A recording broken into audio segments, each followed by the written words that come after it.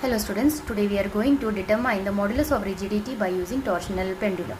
So this is the setup of the torsional pendulum. A disc is there, it is tied with a wire fixed at one end and the lower end is loose.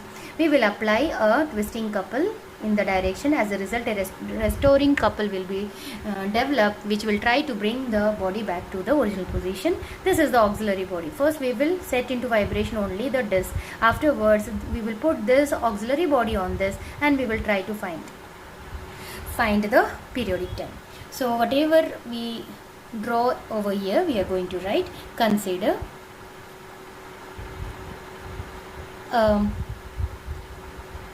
regular body.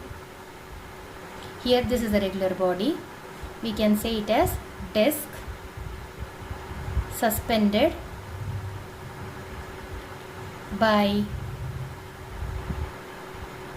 means of thin elastic wire constituting torsional pendulum. The system is set into torsional. The system is set into torsional oscillations, and we will note down the periodic time. Time period of oscillations T1 is noted. We already know that T1 is equal to 2 pi under root I by C, where C is torsional constant, and we already derived the value is equal to pi eta a to the power 4 upon 2 L, and this I is moment of inertia of disc about the wire.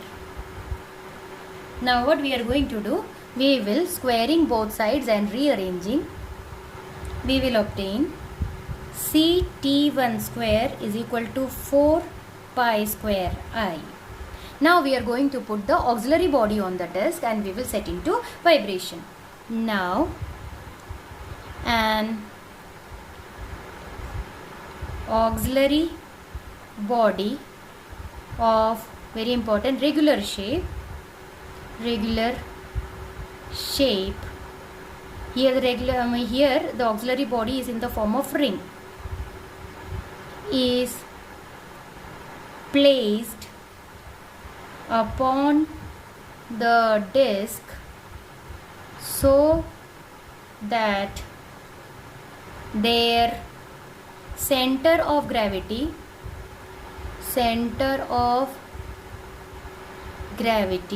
coincide. Very important, the center of gravity of auxiliary body and disc should coincide with each other. Now we will find the time period of oscillation of the system and we will denote it by T2. The time period of torsional oscillation of system, we will denote it by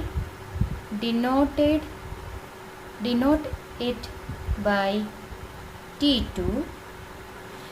Again we will get C times T2 square is equal to 4 pi square. Now moment of inertia is first because of the disc and second because of the auxiliary body. So it is the sum of disc and auxiliary body. So we will write this, where I note is moment of inertia of auxiliary body about the wire. Now we will subtract these two equations. Say this is equation number 1, this is equation number 2. We will subtract on subtracting equation 2 by 1. So C T2 square minus C T1 square is equal to 4 pi square I plus I naught minus 4 pi square I. We can take C out common. T2 square minus T1 square is equal to 4 pi square I plus 4 pi square I naught minus 4 pi square I. This 4 pi square I and 4 pi square minus 4 pi square I will get cancelled, and we will remain with C T2 square minus T1 square is equal to 4 pi square I naught. But we already know that,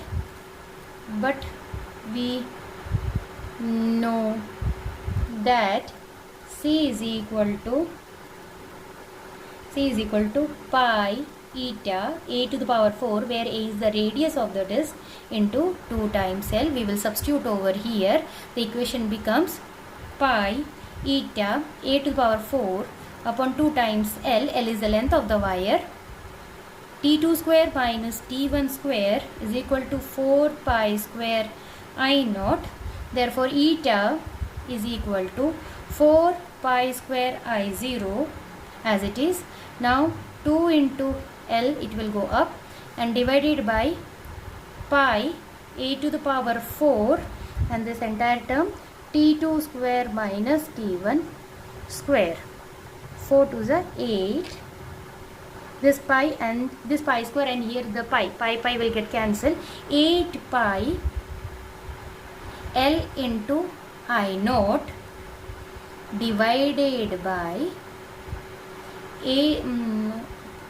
T2 square minus T1 square into radius to the power 4. Thus, by knowing T1, T2, radius and length and I naught, we can find modulus of rigidity, which